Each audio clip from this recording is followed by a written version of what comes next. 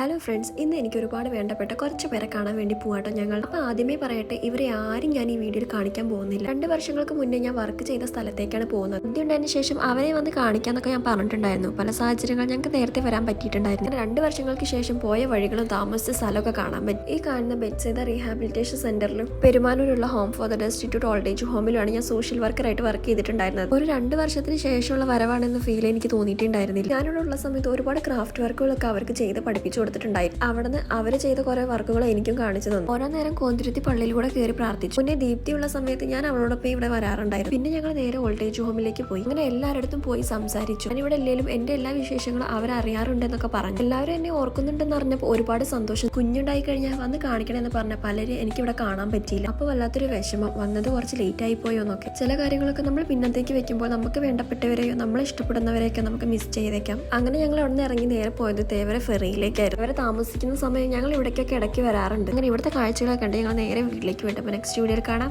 By.